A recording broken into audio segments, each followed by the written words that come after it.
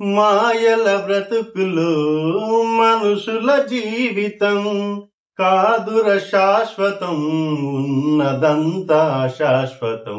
క్షేమకాలమంతా ఏసయ్యను త్రోసివేసి, క్షేమకాలమంతా ఏసయ్యను త్రోసివేసి, వెళ్ళుచుండగా ప్రాణం పోవుచుండగా, ఇక వెళ్ళుచుండగా ప్రాణం పోవుచుండగా, దేవుని పిలిచిన కాపాడమని అడిగిన, దేవుని పిలిచిన కాపాడమని అడిగిన, మరణమన్నది కనికరించదు, నరకమన్నది అది జాలి చూపదు.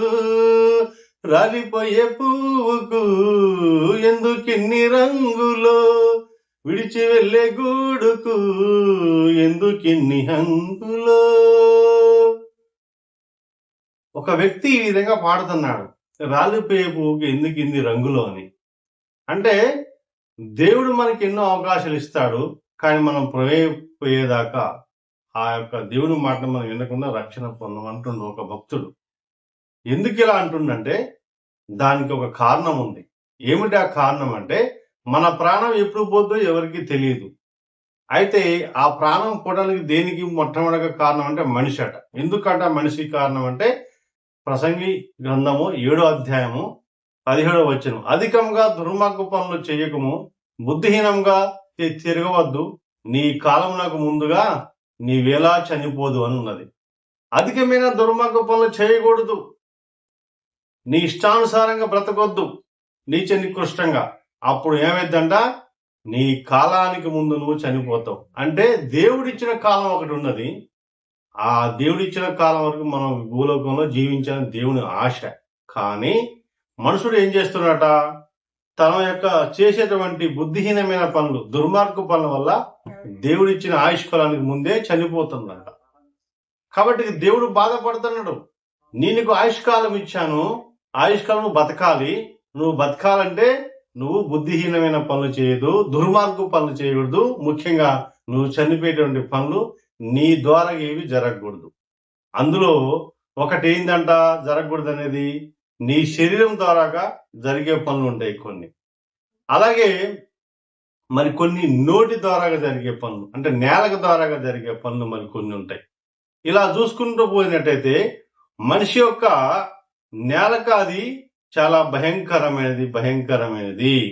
అది ఎలాంటిదంట, కత్తిపోటు వంటి మాటలు పలుకువారు గలరు, జ్ఞానుల నాలుక ఆరోగ్యదాయకం అంటుంది. సామెత గ్రంథంలో ఆ మాట చెప్పిండు దేవుడు.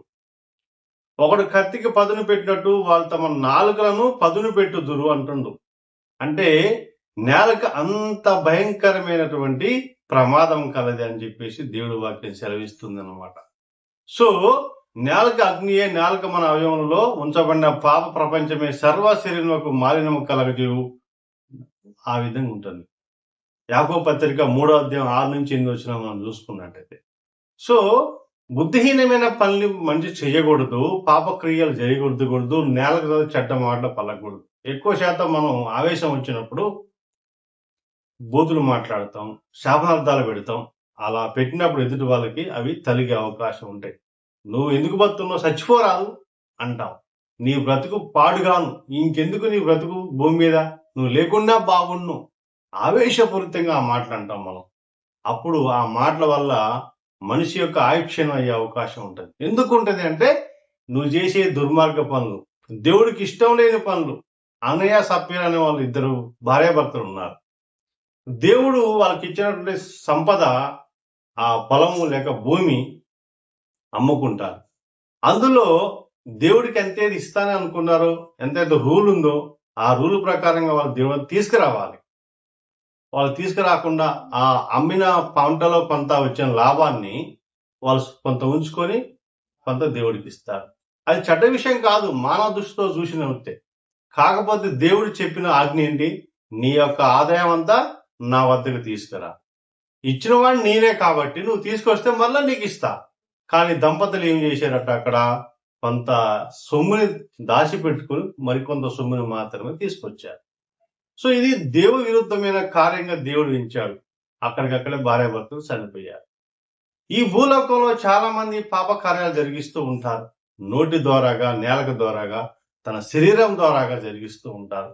వారందరికీ దేవుడి హెచ్చరిక ఏంటంటే, నీ కాలానికి ముందు నువ్వు చనిపోకూడదు అంటున్న దేవుడు. దానివల్ల జరిగే నష్టం ఏంటంటే, నీ కుటుంబం రోడ్డున పడిద్ది.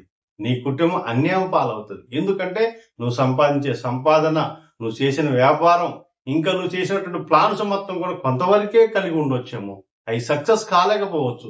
సక్సెస్ అయ్యే దిశగా ఉన్నప్పుడు నువ్వు చనిపోతే నీ దుర్మార్గమైన పనుల వల్ల నీ కుటుంబం రోడ్డున పడుతుంది. నీ భార్య పిల్లలు ఆగమవుతారు. నీ మీద ఆధారపడే ప్రతి ఒక్కరు కూడా చాలా నష్టపోతారు. ఇదొక్క కార్యం. రెండో విషయం ఏంటంట, నీ కాలం కంటే నువ్వు ముందు చనిపోవడం వల్ల జరిగే నష్టం ఏంటంటే, దేవుని యొక్క విశ్వ ప్రణాళిక ఆగిపోద్ది. ఏమిటా విశ్వ ప్రణాళిక? నువ్వు రక్షణ పొందాలి.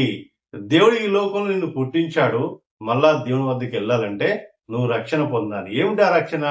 యేసుక్రీస్తు సర్వమానవ కోసం కలవరి శిలువలో ఆయన యజ్ఞమయ్యాడు. మన పాపాల నిమిత్తం అతను మనకి మాదిరిగా, మనకి బదులుగా ఆయన ప్రాణాన్ని విడిచిపెట్టాడు. ఆ పాప క్షమాపణ ఆయన ద్వారాగా జరిగిపోయింది.